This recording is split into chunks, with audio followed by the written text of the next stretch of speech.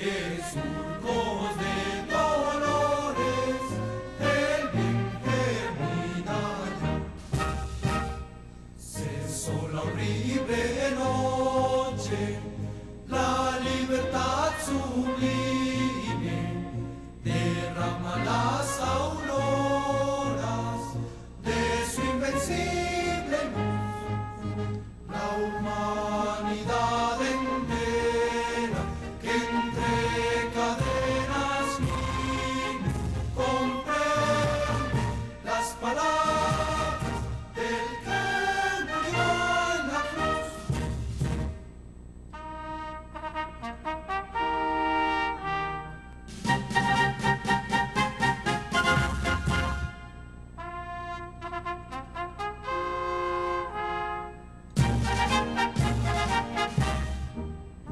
Oh gloria inmarcesible, oh júbilo inmortal, en surcos de dolores, el bien germina ya, el bien germina ya.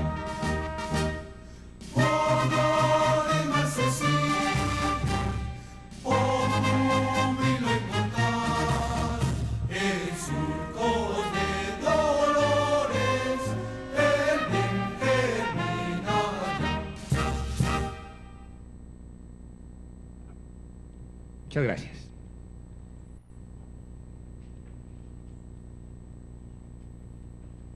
Para iniciar entonces nuestro programa vamos a darle la palabra al doctor Juan Carlos Lancheros. Él viene en representación del doctor Jorge Eliezer Ballesteros, senador de la República, miembro de la Comisión Séptima Constitucional, y es uno de los senadores que tiene autoría en uno de los proyectos de ley estatutaria de salud. Una de las personas que en el Congreso le ha dedicado mucho tiempo al trabajo de la salud. El senador Ballesteros se ha excusado porque tenía ya otro evento justamente en el día de hoy. Él tiene que estar dirigiendo ese evento y por eso se ha excusado. Pero sabemos de las calidades académicas del doctor Juan Carlos Lancheros. Le decimos bienvenido y tiene el uso de la palabra, doctor Juan Carlos. Muy buen día, muchísimas gracias, senador Avellaneda, senador Robledo, doctor Saúl Franco, a todos ustedes los presentes, un cordial saludo en nombre del senador Ballesteros y mío propio. La presentación que voy a hacer tiene como objeto fundamental hacer dar una visión general sobre uno de los proyectos, básicamente el presentado por el senador Ballesteros, en compañía con el senador Roy Barreras, rotulado con el número 48 de 2012.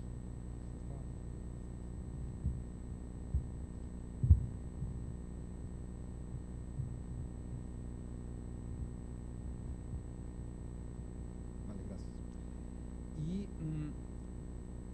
la idea es hacer una reflexión sobre los principales puntos de la norma y que ustedes hagan, digamos, las valoraciones que a bien tengan o que correspondan.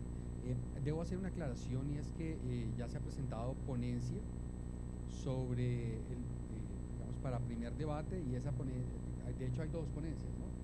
Hay dos ponencias y es posible que algunos de los elementos que están aquí recogidos no estén en el borrador, en las ponencias que se presentaron ante la comisión primera. Sin embargo, parece válido hacer una presentación de cuál fue el texto inicial. Sobre esa base, lo primero que hay que preguntarse es ¿por qué ley y por qué estatutaria? Lo primero es que el Congreso no podría renunciar a regular esos temas que han sido desarrollados fundamentalmente por la jurisprudencia de la Corte Constitucional, sobre todo en sede de tutela. Entonces, genera una mayor legitimidad que sea el Congreso de la República el que expida una norma de carácter general sobre estos temas. Quienes hemos trabajado esos asuntos sabemos que la jurisprudencia es bastante dispersa, a pesar de la existencia de la famosa sentencia T760 de 2008, y que además por su carácter voluminoso no hace que las personas, los ciudadanos, el ciudadano común no especializado tenga un conocimiento claro, fácil de lo que es el alcance del derecho a la salud. Entonces, uno de los puntos principales es la necesidad de que el Congreso de la República se pronuncie prácticamente 20 años después sobre el alcance del derecho a la salud. El segundo punto tiene que ver con una deuda histórica, porque parte de lo que ha pasado acá es que de alguna manera la Corte Constitucional toma un poco de ventaja, sienta las reglas del juego primero que el propio Congreso de la República.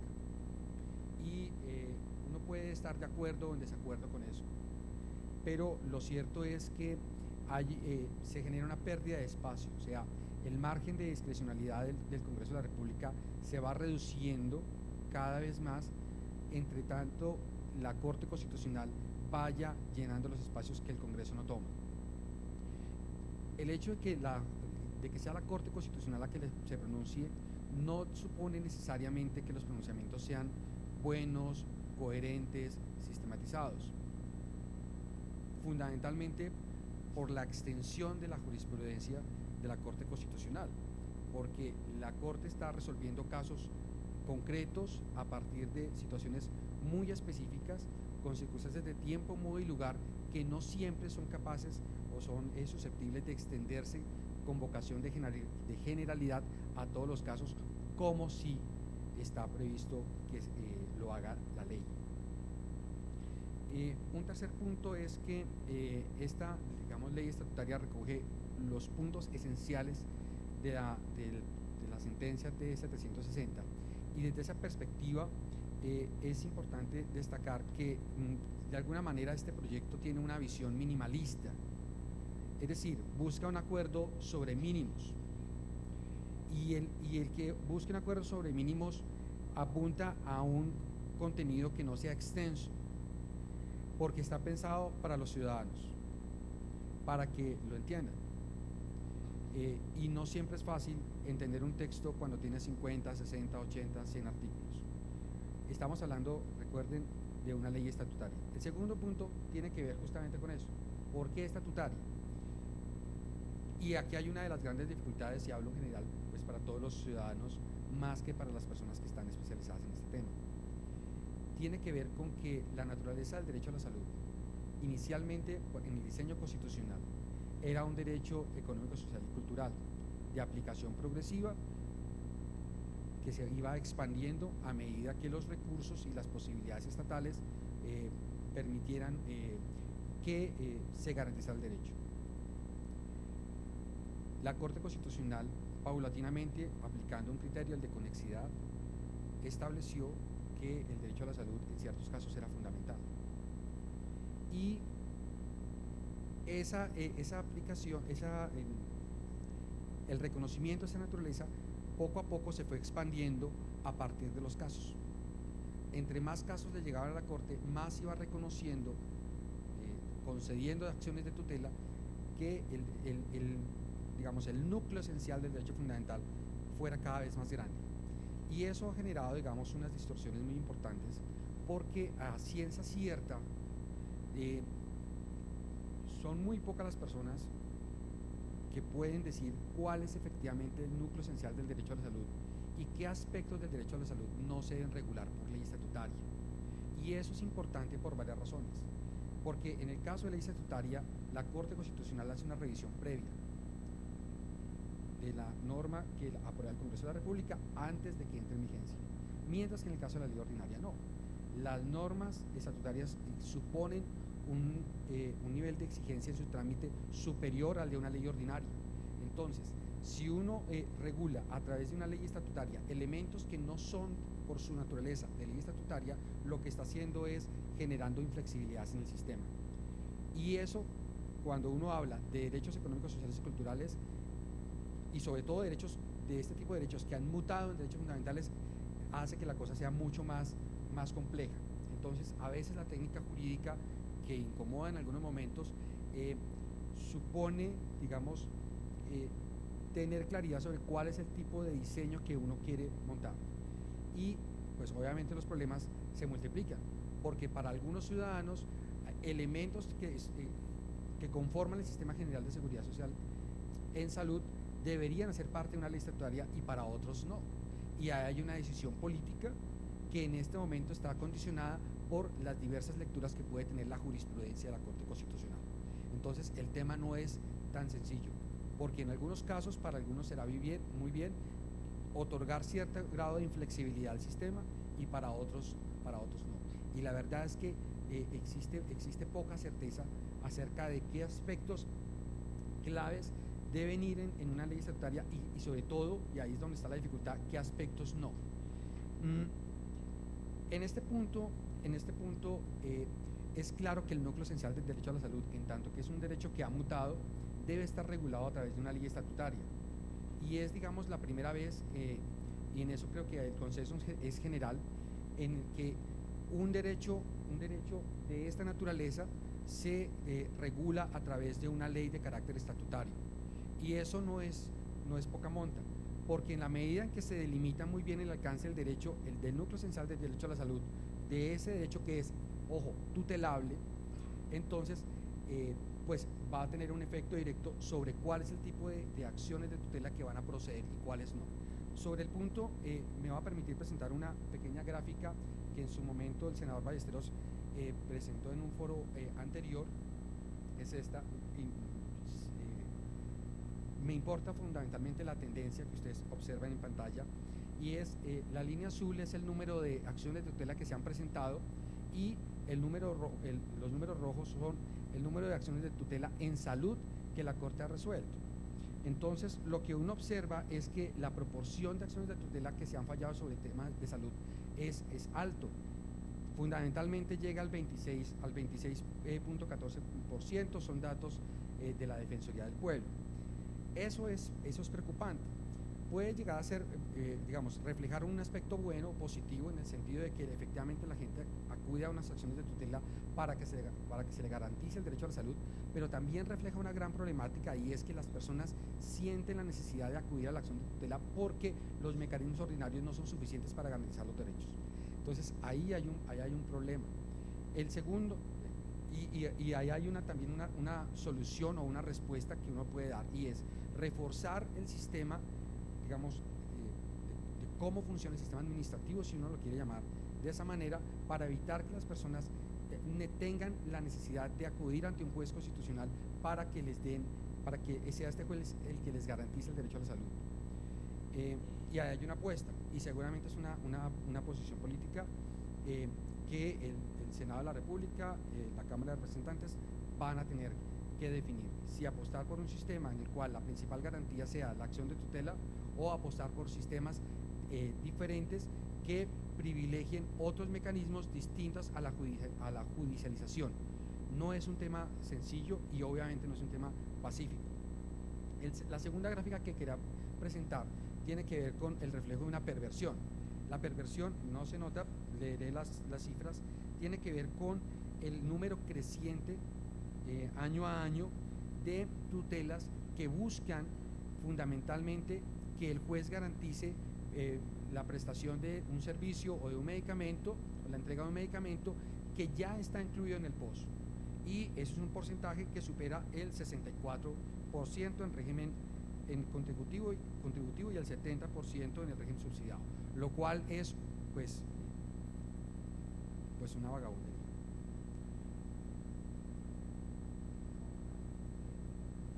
Entonces es perverso.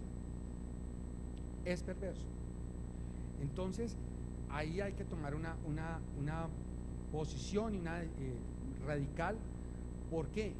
Pues porque facilitan recobros adicionales, pero fundamentalmente lo que está en juego ahí es el valor de la ley y el valor de la norma. Entonces, en caso de duda, yo me abstengo, el señor Valle presenta una acción de tutela y creo que eso hay que atajarlo de una buena vez.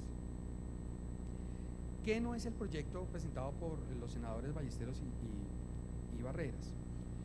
No es un proyecto que apunte, digamos, como ley estatutaria, no es un proyecto que apunte a la modificación del sistema general de forma completa, sino que apunta a la protección del derecho a la salud como un derecho fundamental, bajo el entendido de que efectivamente va a tener que existir una ley ordinaria que haga una modificación o que genere unos ajustes a la concepción del sistema con un mayor o menor grado de profundidad, de acuerdo con los avances que se logren en este proyecto de ley estatutaria.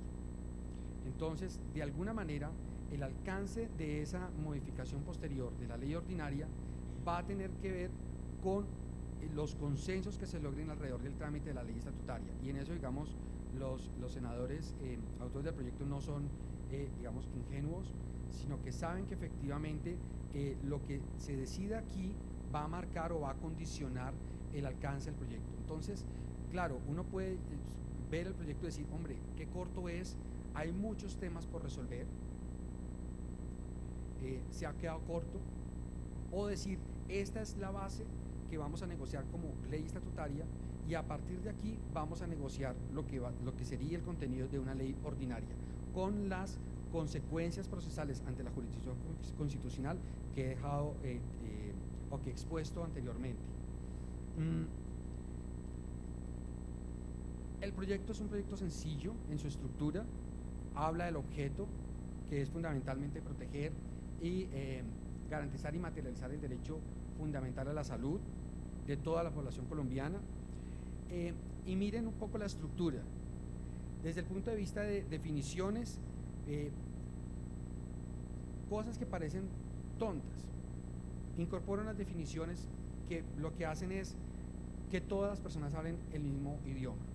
Uno puede llegar a estar o no de acuerdo con todas las definiciones que se plantean en el proyecto, serán objeto de discusión, pero por lo menos ponen un punto común sobre qué discutir y no como está ocurriendo ahora, que cada cual entiende los términos como el abogado de turno o como la sentencia descontextualizada que se cita lo afirma.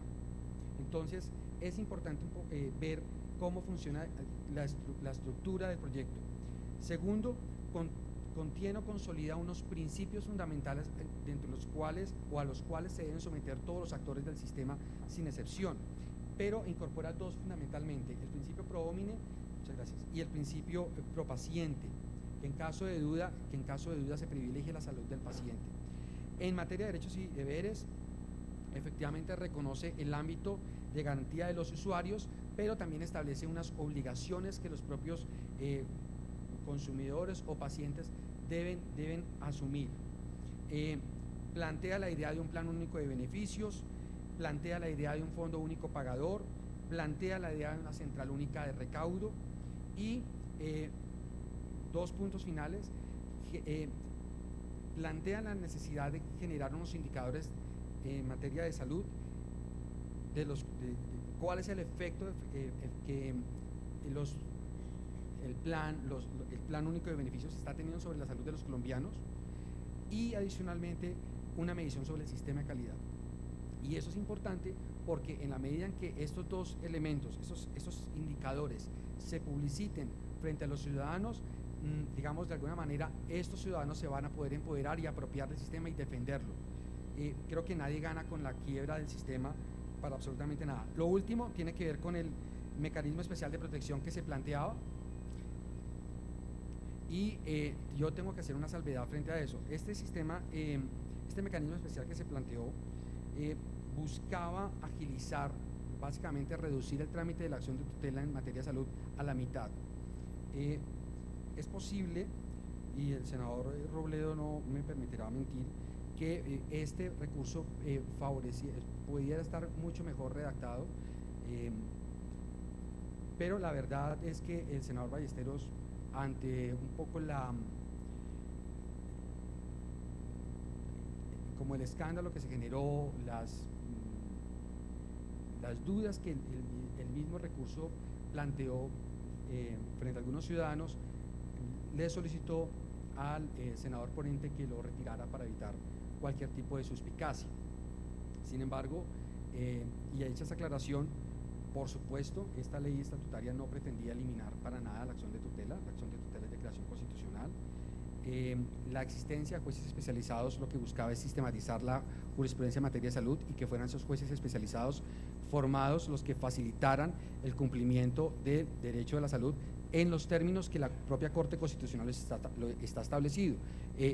Esto es una norma que se complementa con otras normas del Código de Procedimiento Administrativo y Contencioso Administrativo, lo cual supone que un juez no puede apartarse de la jurisprudencia constitucional de buenas a primeras. Entonces, de alguna manera, tenía, o vista desde esa ingenuidad, buscaba dotar de coherencia al sistema y obviamente apuntaba también a generar a disminuir la presión sobre los jueces de tutela y generar una mayor simplificación del sistema. En resumen, ¿qué era lo más importante del proyecto? Uno, ¿o qué es lo más importante del proyecto? Recuperar la credibilidad del sistema frente a todos los ciudadanos, empoderar a los usuarios con la divulgación de sus derechos, concientizar a los ciudadanos con la promoción de sus deberes y generar un esquema de sanción social al mal servicio. Y yo creo que eso también es muy importante, dando obviamente mayor seguridad jurídica y coherencia al sistema y dejando, digamos, en el tintero que el éxito de un sistema de salud eficiente no es que la acción de tutela sea eficiente para garantizar el derecho a la salud, sino que no haya necesidad de acudir a este mecanismo extraordinario de protección constitucional para que el derecho de salud de todos los colombianos se vea garantizado. Pues, senador, muchísimas gracias por su tiempo y su paciencia. Gracias a usted. A usted, doctor Juan Carlos Lancheros, muchas gracias. Vamos ahora entonces a seguir con otro proyecto de ley, el proyecto de ley 105/2012, dentro de los cuales está como autor el doctor Jorge Enrique Robledo. Como todos sabemos, el doctor Jorge Enrique Robledo es senador por el Polo Democrático Alternativo. Bienvenido, doctor Jorge Enrique, muchas gracias. Bueno, yo empiezo por agradecerles a todos ustedes estar esta mañana aquí con nosotros, al doctor Luis Carlos Avellaneda, promotor de esta audiencia, también mis agradecimientos. A todos quienes van a intervenir, pues unos saludos muy especiales. Yo soy uno de los congresistas que firmamos un proyecto de ley estatutaria en salud que realmente tiene origen en una unidad muy grande que hay de personas interesadas y de organizaciones interesadas en el tema de la salud, que se llama la Alianza por un Nuevo Modelo de Salud. Ese es, digamos, lo que nosotros hicimos fue colaborar, pues estando de acuerdo por supuesto con el proyecto y su importancia, pero digamos que nosotros firmamos porque los compatriotas que hicieron todo ese esfuerzo no podían hacerlo, pero quiero insistir que ese es un proyecto respaldado por las centrales obreras, por la Federación Médica, por la gente del Comité de Seguimiento al fallo de la Corte Constitucional, etcétera. Los detalles de ese proyecto los va a explicar y seguro que lo va a hacer mejor que yo el doctor Saúl Franco, que está aquí. Yo voy a hacer algunos comentarios sobre ese proyecto, pero más sobre, en general, este tema de la salud, y me voy a detener en controvertir, o por lo menos en plantear algunos asuntos en lo que tiene que ver con lo que tiene que ver con lo que yo he llamado los proyectos del santismo, los proyectos pues de ley estatutaria del santismo, que son básicamente el primero que presentaron los senadores Ballesteros y Barreras, que ya se acaba de mencionar aquí, y el último, que es la ponencia que presentó el doctor Armando Benedetti. Ese es un poco el esquema de lo que voy a desarrollar. Bueno, lo primero es insistir en la gravedad de la crisis. Yo creo que este es un tema que no podemos dejar de plantear los que estamos interesados aquí. Yo pienso que lo que tenemos en salud es algo así como un paciente terminal, o sea, la gravedad de lo que está ocurriendo es pasmosa. Unos fenómenos de corrupción que nos pienso yo, nos avergüenzan ante el mundo civilizado, unas condiciones laborales de médicos y enfermeras y demás trabajadores de la salud inicuas, un país donde la gente se está enfermando y muriendo de males que la medicina sabe curar, y una crisis financiera pavorosa de las propias EPS, del mundo de las IPS, tanto públicas como privadas. Yo diría que es difícil encontrar una situación peor. Pues podría detallarla más, pero yo pienso que con esto puede ser suficiente. Diría además, y este es, pienso yo en este momento, el centro del debate, o se está volviendo el centro del debate, lo único bueno que le ha pasado al sistema de salud desde que se creó hace ya casi 20 años fue la acción de la tutela, los fallos de la Corte Constitucional y la tutela. Eso es lo único que explica por qué esto todavía no es peor, porque finalmente a punta de tutelas y de fallos de la Corte se creó una especie de nuevo derecho que lo llamamos el no pos, o sea, teníamos el pos, que era el derecho de la ley 100, y a punta de tutelas se creó el no pos. O sea, hoy se enferma y se muere un poco menos de gente por causa de la ley 100, en buena medida por esta realidad de la tutela. Aquí hay un debate de fondo que se expresa en los proyectos que están planteados, incluido el del senador Avellaneda. En Colombia hay dos grandes teorías para explicar la crisis de la salud. Una es la que yo llamaría la teoría de todos los gobiernos que ha habido en estos años, que es la teoría de las manzanas podridas. ¿Sí? Esto está muy bien, pero las manzanas podridas, y entonces el problema es que hay unas personas, malas personas, que no proceden como deberían proceder. Yo no voy a negar que aquí hay cantidades inmensas de manzanas podridas, eso pues no lo pongo en discusión, pero lo que sí ponemos en discusión es que creemos que el asunto es más grave todavía, que hay un problema estructural. Este fue un árbol que nació torcido, y nació torcido, lo podríamos explicar de mil maneras, pero el tiempo no nos da, y lo resumo en una sola cosa. La ley 100 no es la ley para la salud de los colombianos, sino para el negocio financiero de la intermediación financiera con la salud de los colombianos. Son dos cosas completamente diferentes. Una cosa es una ley para brindar salud y otra cosa es una ley para ganar plata con la salud. Una cosa es un gerente de un sistema de salud que rinde cuentas al final del año por cuánta gente curó y cuánta enfermedad previno, etcétera, y otra cosa es un gerente que al final del año rinde cuentas de cuánta plata ganó con el negocio de la salud. Nosotros pensamos que si esto no se corrige, aquí no va a ser posible solucionar nada. Esto, lo que hay aquí es un negocio financiero. Mirando papeles me encontré una cosa de hace años, como hace bastantes años ya el presidente en esos días de Fasecolda se le hacía agua a la boca.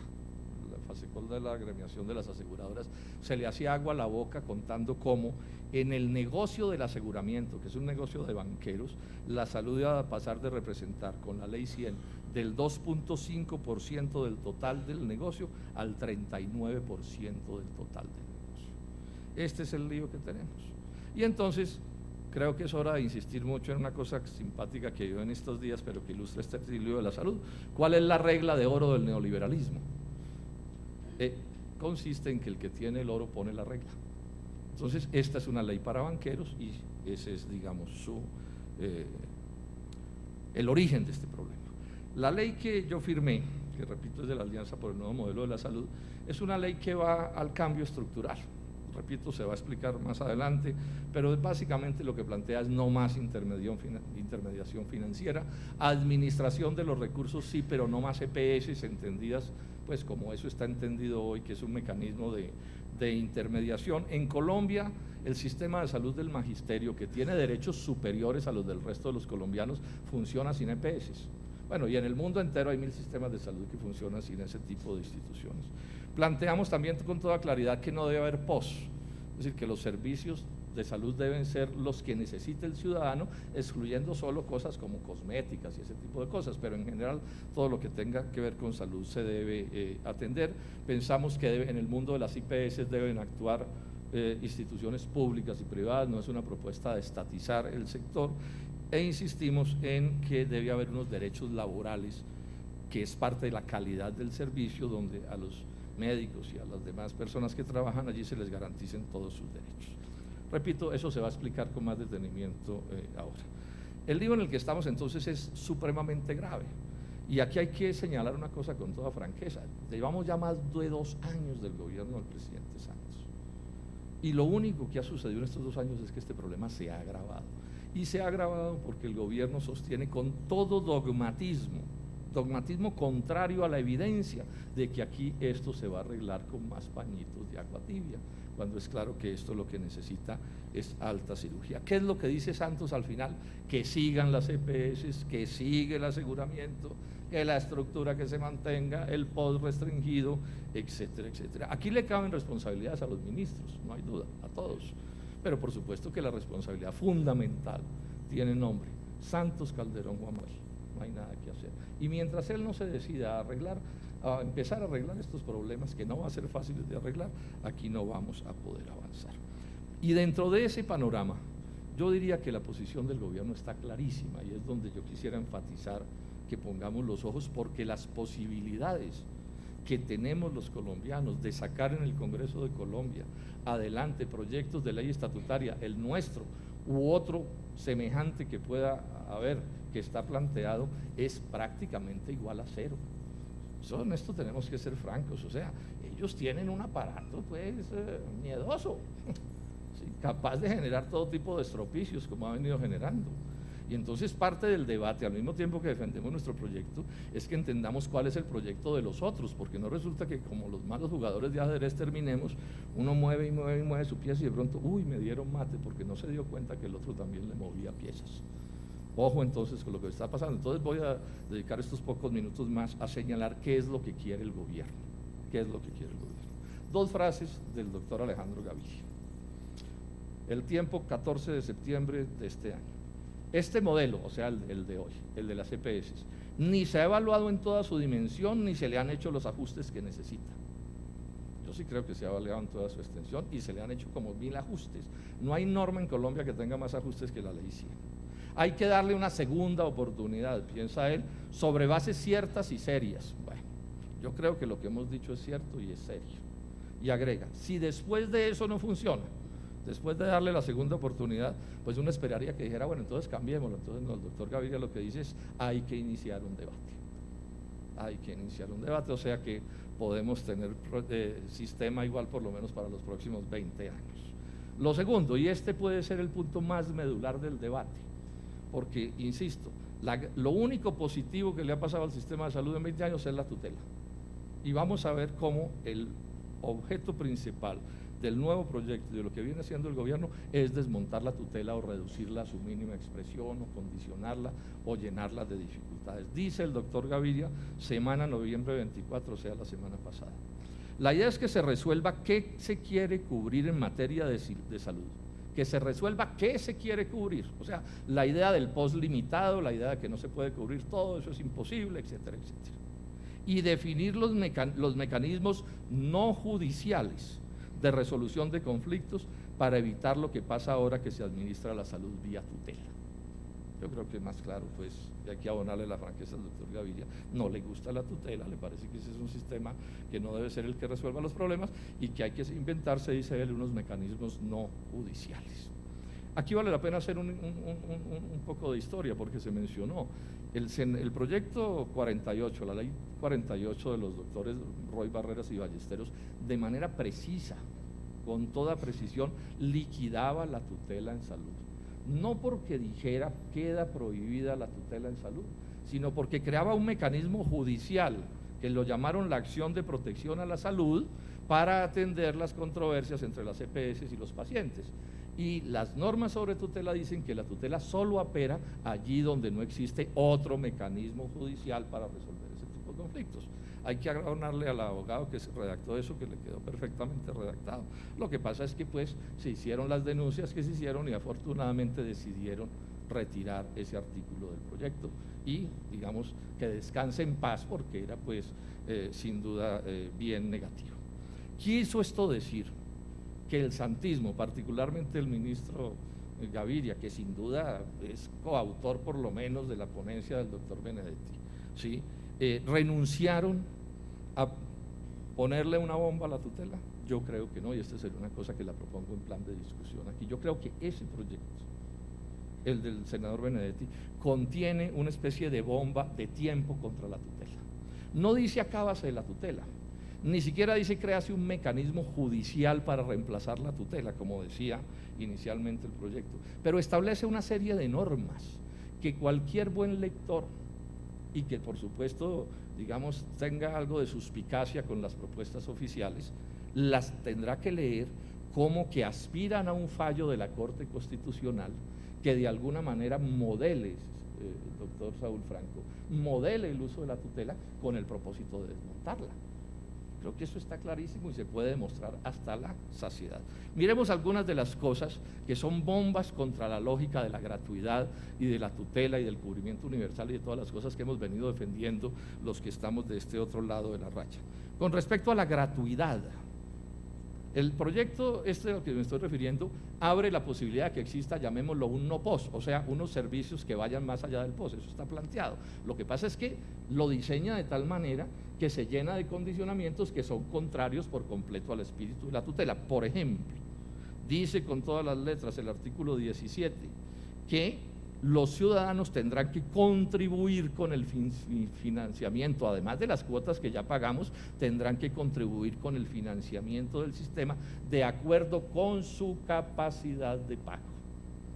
Este es tema de pleito, aquí los que sabemos de esto sabemos que ese es tema de debate.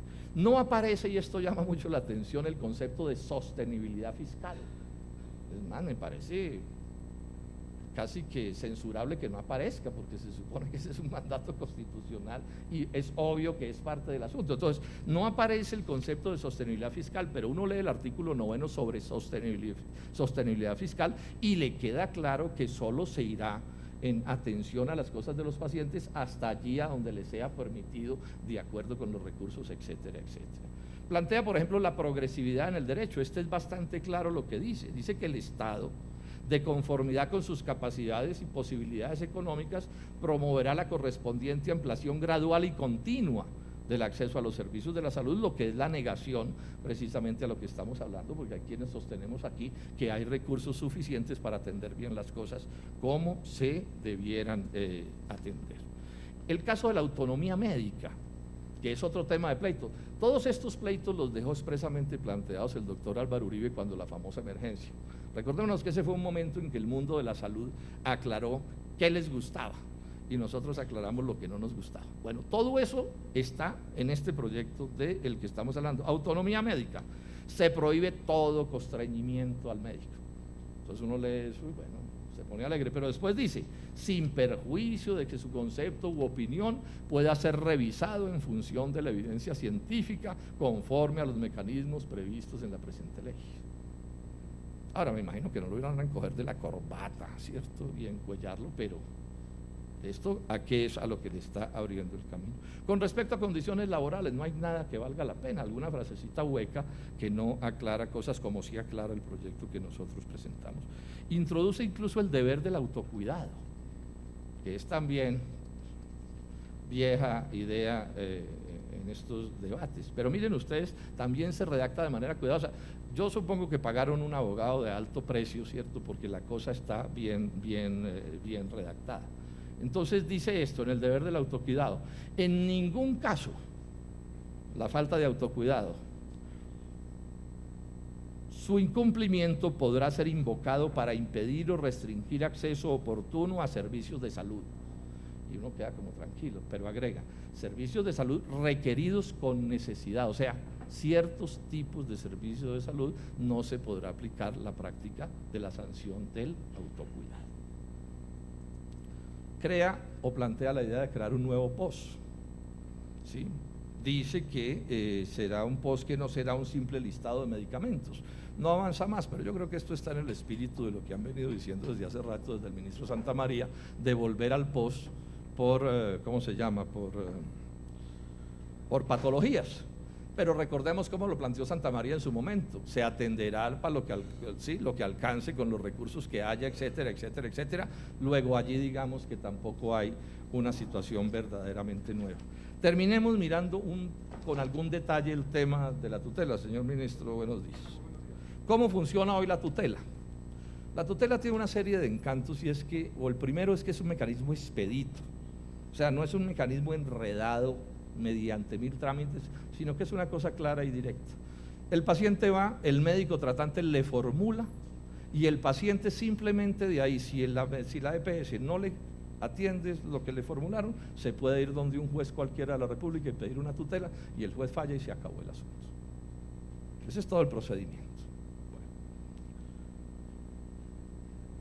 Bueno. Lo normal, obvio, es que el juez toma la decisión de acuerdo con la formulación del médico tratante, es decir, lo que hace el juez, el médico tratante dice que se necesita esto, luego se necesita esto, y se acabó el asunto. La Corte ha dicho que no hay que pasar por los comités técnicos científicos, y esto es bien importante como lo vamos a ver. Y la Corte también ha señalado que el paciente no tiene que probar que es pobre, es más, la carga de la prueba se la tiene dada a la EPS si quiere, pues, digamos, interponer recursos en este sentido, y también ha dejado claro que operan las tutelas integrales, las que quiere decir que si usted gana la tutela, le atienden los distintos aspectos del tratamiento que haya que hacerse. ¿Qué es lo que plantea la reforma que yo llamo la reforma que está proponiendo el gobierno? Ya mencioné cómo lo que intentaron, que fue acabar con la tutela por la vía de crear un mecanismo judicial, les tocó abandonar esa idea. Entonces, ahora, ¿qué es lo que hacen? Es crear un mecanismo no judicial. Luego, en el sentido estricto, no acaba con la tutela en salud, pero si el día de mañana la Corte Constitucional dice que habrá que integrar, digamos, el viejo mecanismo de tutela, por llamarlo así, introducirle los factores que están en esto, pues habrá desaparecido, digamos, el mecanismo de tutela expedito que conocemos. Yo creo que es a eso a lo que le están apostando. Y cuando uno mira entonces qué es el tipo de cosas que aparecen aquí, se crea una junta médica, ¿sí?, que la va a reglamentar y a organizar el Ministerio de Salud. Junta médica que de entrada va a poder disputarle el concepto científico al médico tratante, cosa que por supuesto ya va a generar en los médicos tratantes una preocupación, y es, bueno, me va a tocar meterme además en un pleito con colegas míos a ver si lo que yo estoy formulando es razonable o no es razonable. Ese ya es un tiro, ¿sí?, contra la libertad del médico tratante y contra el derecho a la tutela. Podría suceder también que en una decisión de la Corte Constitucional la Corte dijera, bueno, el juez de tutela sí podrá tomar decisiones y tener en cuenta la decisión del médico tratante, pero tendrá que tener también en cuenta la decisión de este comité que estamos creando, médico, que le disputa el punto de vista, y tendrá que balancear y decidir por qué escoge una cosa o por qué escoge la otra, cosa que fácilmente paralizaría a los jueces de tutela, que hoy, digamos, se mueven bajo la responsabilidad científica del médico tratante. Se crean unos comités de servicios adicionales, ¿sí?, que son además los que para, digamos, ganar estos espacios que sigámoslos llamando de no posas y no se llamen de esa manera en el proyecto, ¿cierto?, van a definir si se paga en todo o en parte lo que se consiga o lo que se termine definiendo. Inclusive en una redacción retorcida, hay que reconocer que el abogado que le metió la mano a esto sabe de redacciones, da la impresión de que no se invierte la carga de la prueba, pero sí se invierte la que hay hoy, y le traslada al usuario el probar que no tiene capacidad de pago. Y desaparecen las tutelas integrales que conocemos. Yo podría referirme a más cosas. Ahora aquí, pues, uno de quienes han luchado más en esto, el doctor Néstor Álvarez, me contaba otra serie de detalles de cómo son cosas que van dentro del proyecto, que son como unas especies de cargas de bombas de relojería prendidas para que estallen. ¿Cuándo? ¿En qué momento? Bueno, no sabemos. ¿Qué pasará? ¿Qué no pasará? Las presiones del gobierno nacional, del presidente Juan Manuel Santos sobre la Corte Constitucional son inauditas, no solo en este terreno, sino en todos los terrenos. Termino entonces diciendo esto. A mi juicio está claro que ese proyecto del gobierno nacional, aun cuando diga que no, mantiene el actual modelo. Me parece además poco sensato que una ley estatutaria no defina cuál modelo es el que se va a seguir y eso se lo transfiera a una ley ordinaria. Eso no le veo razonabilidad técnica.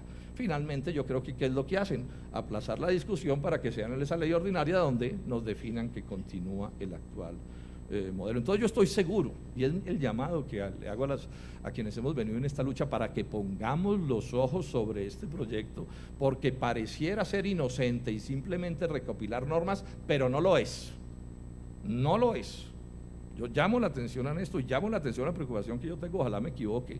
Yo creo que la discusión no se va a poner en el proyecto de la Alianza por la Salud ni en el proyecto del senador Avellaneda, sino que se va a poner en este tema del gobierno, que es el que tiene el músculo político para que en las comisiones primeras y en las demás partes esto se termine aprobando. Por último, decir esto, y es un llamado que le hago al gobierno y al senador Benedetti y a la presidenta de la comisión primera, me parecería inaudito, absolutamente inaceptable que a estos proyectos se les diera primer debate este año.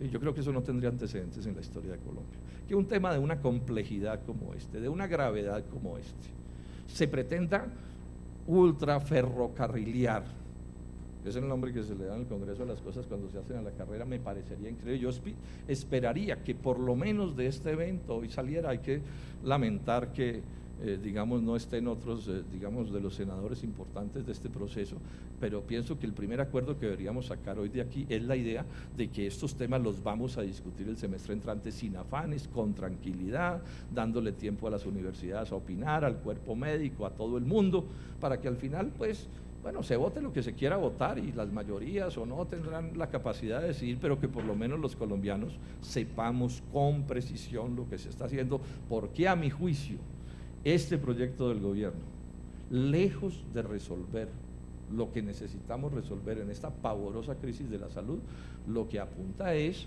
a, digamos, a mejorar las condiciones del negocio o a hacer viable el negocio, pero no a resolver los problemas de fondo que la salud de los colombianos necesita les sea resuelta. Muchas gracias.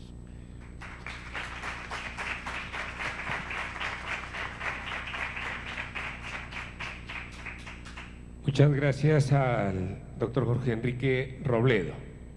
Siguiendo con la exposición de los proyectos de ley, vamos a tener ahora la exposición del doctor Olger Díaz, representante a la Cámara y autor del proyecto de ley 059-2012. Tiene el uso de la palabra, doctor Olger.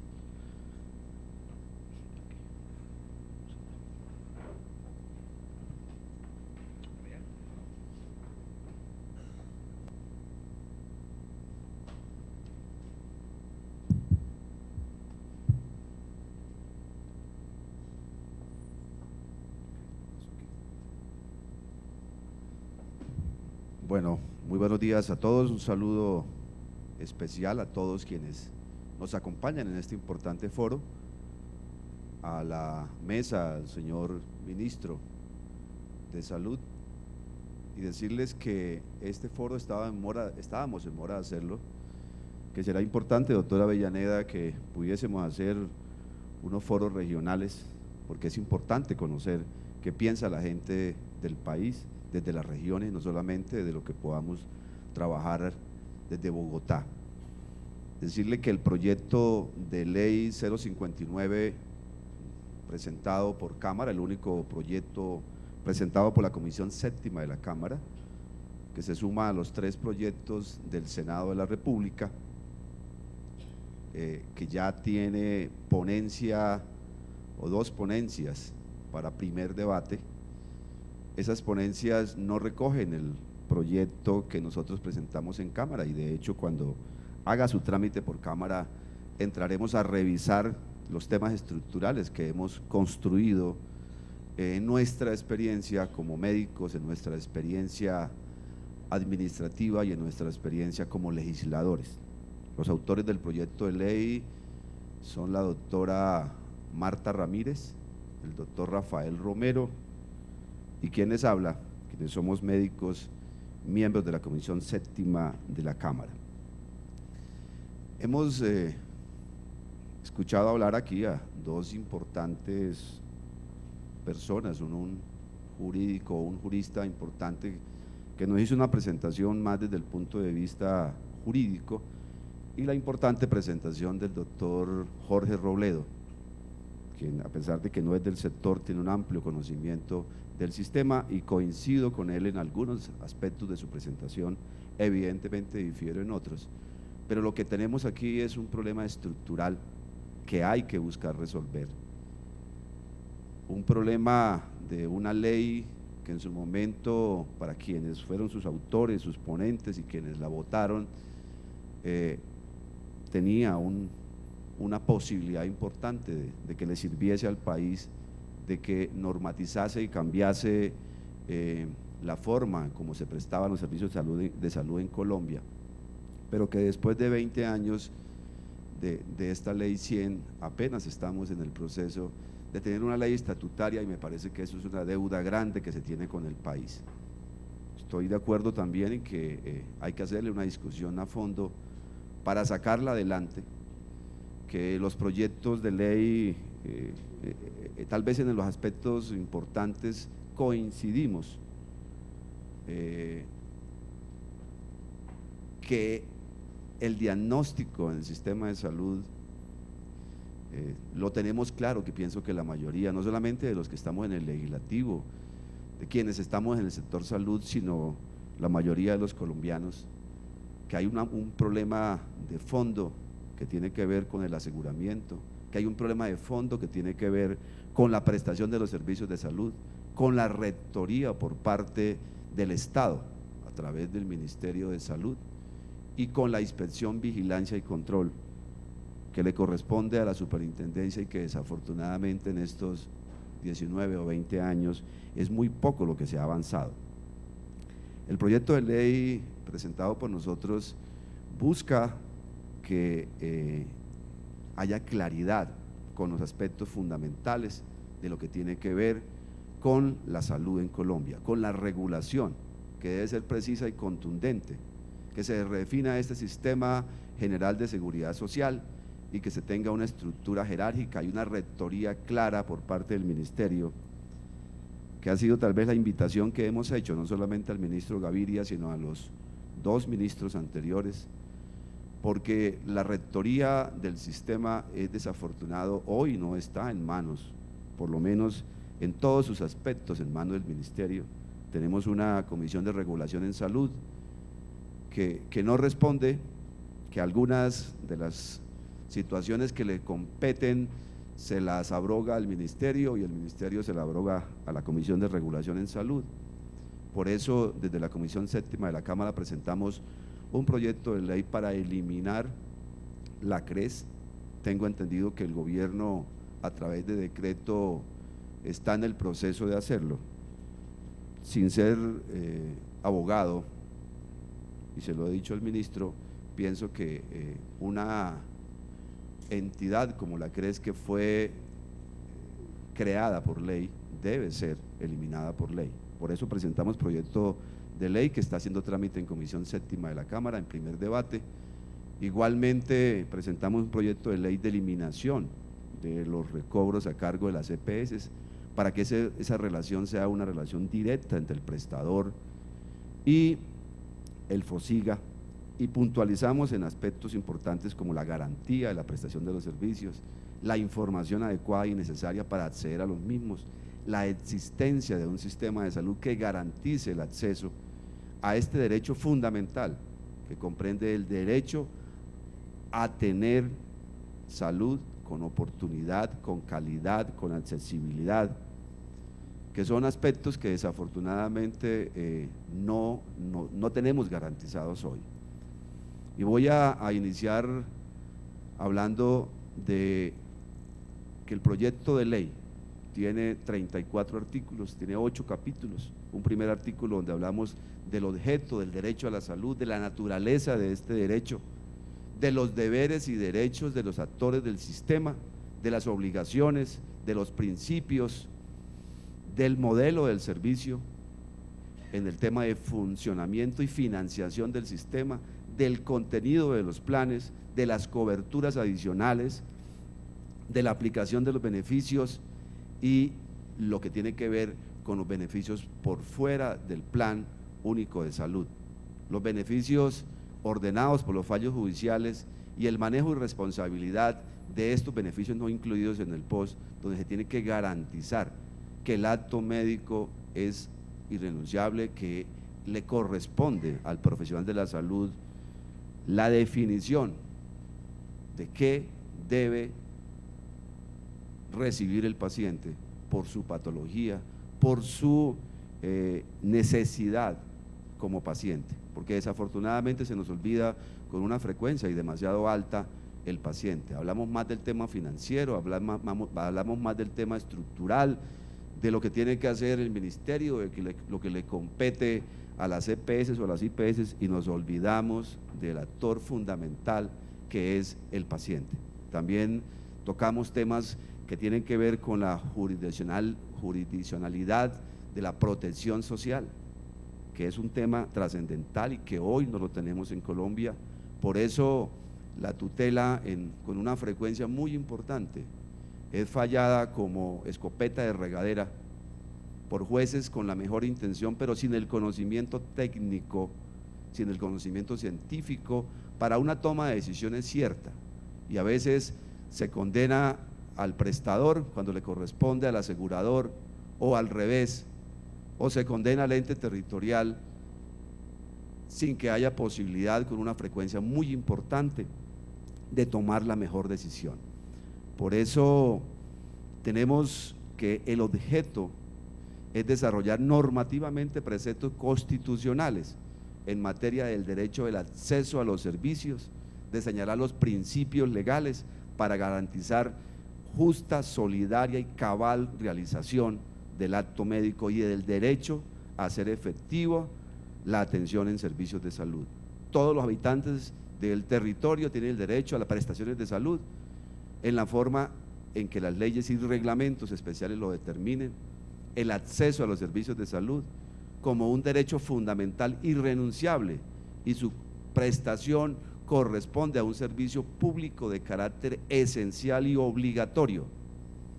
Igualmente se define en la ley los principios, y yo pienso que coincidimos seguramente todos los proyectos, las obligaciones en salud por parte del Estado, que es respetar, proteger y cumplir con las acciones necesarias para garantizar el ejercicio de este derecho, los deberes y obligaciones de los usuarios. Y ahí coincido con el senador Robledo, y lo tenemos en el proyecto de ley, que uno de los aspectos importantes es el autocuidado, sin que signifique que esto libere a quienes les corresponde la atención oportuna, la atención con calidad y el acceso a los servicios de salud, que tal vez son los tres factores fundamentales que hoy en Colombia se vulneran cuando se accede a un servicio de salud. Igualmente, en que la cobertura tiene que ser universal y obligatoria, en que la administración y prestación del modelo debe ser ejecutado por las entidades competentes, públicas, privadas, solidarias o mixtas, y que la financiación tendrá prioridad y comprometerá recursos fiscales y parafiscales, además de los otros que puedan causarse, que sean ordenados por la ley. Se aplicará obligatoriamente la estrategia de atención primaria en salud. En la ley 1438, que se expidió en enero, o se sancionó en enero del 2011, ya casi 2 años, uno de los aspectos más importantes de la discusión, y en eso yo pienso que los senadores y representantes están de acuerdo conmigo, uno de los aspectos que más trabajamos fue lo que tenía que ver con que la entrada o la puerta de entrada al servicio de salud tenía que ser a través de APS, de atención primaria en salud. Pero casi 2 años después no hemos iniciado las pruebas piloto. Por eso, ministro, tal vez salió un momento, pero he sido incisivo pidiéndole al ministro que no solamente debemos tener pruebas pilotos, sino que ya debería estar implementado atención primaria de salud en Colombia. Es desafortunado que esto no ocurra, porque la promoción y prevención que venía definida en la ley 100 se quedó como un simple discurso, y en la práctica es muy poco lo que hemos podido avanzar. Porque, y también coincido con el senador, en que en Colombia, a pesar de que hay cientos de leyes, decretos, resoluciones, la obligatoriedad de cumplir estos decretos o leyes se queda a veces en la simple buena intención. Igualmente, se tiene que definir la autoridad regulatoria, que actualizará con periodicidad no mayor a 1 año los planes de beneficios y que todas las personas en Colombia tienen derecho a un plan único de beneficios en salud, que tiene que ser además igual para todos los colombianos. En coberturas adicionales, hoy está definido, pero lo puntualizamos en la ley, quiénes y de qué manera se establecen estas coberturas adicionales. Igualmente, la aplicación de los planes de beneficios, que tienen que ser, como lo decía, iguales para todos los colombianos, no importa nuestro nivel de ingreso, no importa si pertenecemos al subsidiado, al contributivo o a los regímenes especiales. Igualmente, y aquí es importante revisar en lo que tiene que ver con la tutela, que es un mecanismo importante, un mecanismo que tiene que seguirse utilizando, que es fundamental que exista, y si no tendríamos otros cientos de miles de usuarios o de pacientes en peores condiciones de salud o muertos si no hubiera sido por la tutela. Pero también se ha abusado de la tutela y eso es algo que yo pienso que todos tenemos claro. Y las autorizaciones tienen que ser expeditas, tienen que definirse unos mecanismos para que sean rápidas y para que no existan esos mandos medios que son los que con una frecuencia muy importante afectan la prestación del servicio. Nosotros nos descompensamos cuando aparece una publicación de un medio hablando del paciente que se murió en la sala de espera, del paciente que se murió en urgencias, pero quienes somos médicos sabemos que son cientos o miles más bien los pacientes que se mueren ya no en la urgencia ni en la sala de espera, sino en la hospitalización, en la unidad de cuidado intensivo, porque alguien no dio una autorización, porque a alguien simplemente se le olvidó